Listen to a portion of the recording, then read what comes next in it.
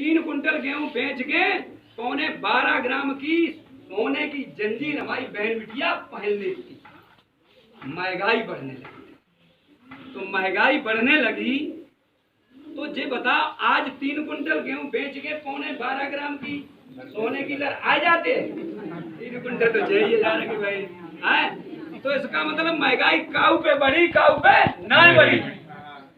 जो चीजें हम खरीद रहे हैं, मैं बड़ा हिंदी में बहुत देहाती भाषा में आपको समझा रहा हूं, जो चीजें हम खरीद रहे हैं, लाली लिपस्टिक से लेकर के जितनी हम व्यवस्था में ट्रैक्टर कारें जो भी खरीद रहे हैं, इस पर महंगाई बहुत ज्यादा बढ़ी।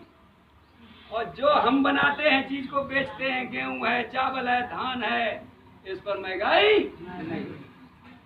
कोई पत्रकार साथी अगर हमारी बात को कैच कर रहे हैं तो ये तर्क आ रहा है, इसमें मैं अपनी बात में भी तर्क ढूंढ लेता हूँ। शायद आप ये कह देते होंगे कि 1 कुंटल की जगह 5 कुंटल ना उन लोगों है? ये भी बात सही है ना। तो 15 कुंटल गेहूं बेच के हो जाएगा 12.25 ग्राम सोना, 30,000 वो हो। और 12.25 ग्राम सोना खरीदने के लिए 90,000 की जरूरत है। किसान की कहूँ सुनवाई नहीं भाई। तो हम पहले ही कह देते किसान की कोई सुनवाई नहीं, तो बहन जी जरूर कह देती नहीं 5 किलो मिलता है। समस्या 5 किलो का नहीं है, समस्या ये है कि तुम्हारा हक कहाँ छीना जा रहा है? विचार करिए, 2004 में ये सरकार थी और हमारे एक योद्धा हुए हैं स्वामीनाथन, हमारे बीच से निकले हुए हैं। उन्होंने देखा कि किसान खाद बीज भजाई दवाई सिंचाई सब कुछ लगाए, नेक बस सिंचाई हो रही तो सब खत्म हो जाते है। किसान के पास बहुत बड़ी बड़ी समस्याएं हैं, तो उन्होंने मांग उठाई कि किसान के लिए भी कानून बनाए जाए। तो कानून बनाने की जब बात गांव-गांव आई तो किसान के लिए एक बिल पास किया गया, किसान बिल। और किसान बिल को आज स्वामीनाथन आयोग के नाम से जाना जाता है। स्वामीनाथन आयोग कहे बहन जी क्या बात है, अच्छी नहीं लग रही, बैठ जाइए, चाय बनाने जा रहे हैं, बाद में बना दी चाय, कोई दिक्कत नहीं, बाद में नहीं होंगी। अगर पक्के किसान हैं, लेट पी लेंगे, कोई दिक्कत नहीं। लगता है कि धूप में मुझे जाना पड़ता है रोज, तो किसान की मैं बात कर रहा हूँ, बातों को ध्यान से समझिए। किसान के अधिकार में बता रहा हूँ। 2004 में किसान के लिए अधिकार बनाए गए, किसान बिल के नाम से स्वामीनाथन आयोग, और स्वामीनाथन आयोग में लिखा गया जो संवैधानिक पास हुआ है 2004 में, C2 प्लस FL का 150% किसान को दिया जाएगा। अब नई बात अभी समझ में आई तो और ज्यादा हिंदी में है, देहाती भाषा में है। C2 का मतलब होता है किसान की लागत, खेत की लागत। जैसे 1 बीघा खेत हमारा है तो बाकी 1 साल की कीमत है खेत की 8,000 रुपया, तो उगाई को उठा तो है 8,000 रुपया पट्टा अट्टा है।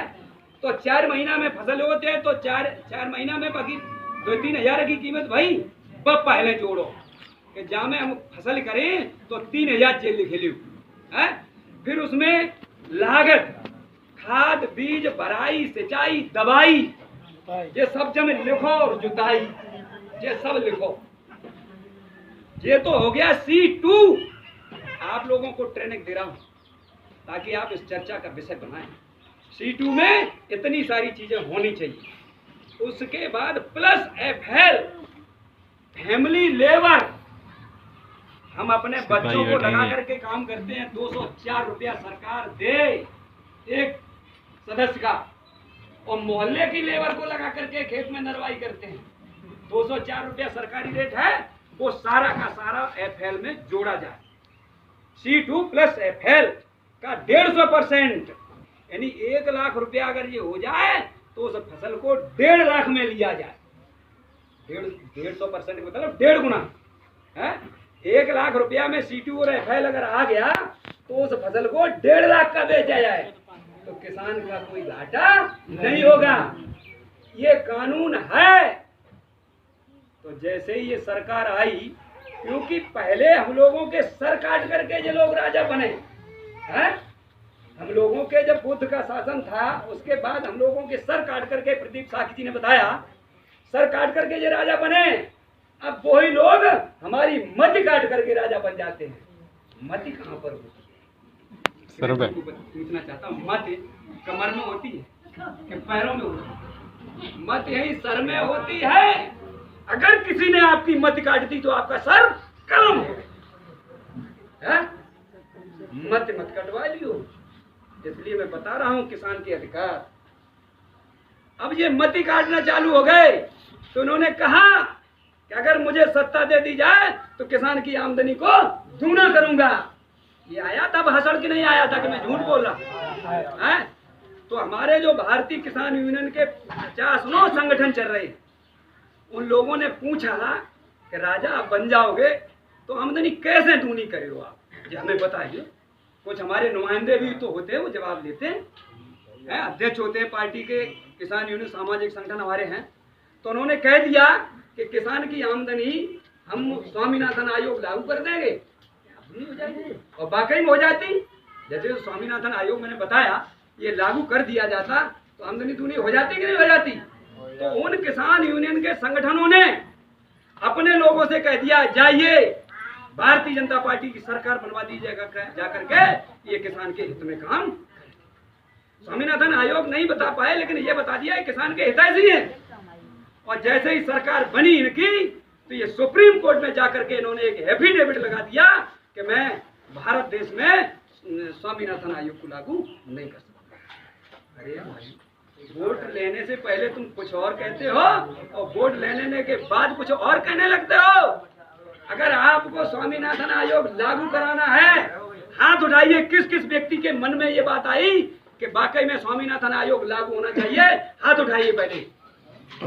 अगर आप स्वामीनाथन आयोग के पक्षधर हैं, लागू कराना चाहते हैं, तो माननीय बाबू सिंह कुशवाहा जी ने पार्टी बना दी और इसका घोषणा पत्र है। अगर आपने एक प्रदेश में बाबू सिंह कुशवाहा को बना दिया राजा, एक प्रदेश में, और पूरे देश में राजा बना दिया, और जिस दिन बाबू सिंह कुशवाहा राजा बनेंगे, सबसे पहले इस देश की व्यवस्था में स्वामीनाथन आयोग लागू किया हो जाएगा ना। भला लड़ाई हिस्सेदारी की है।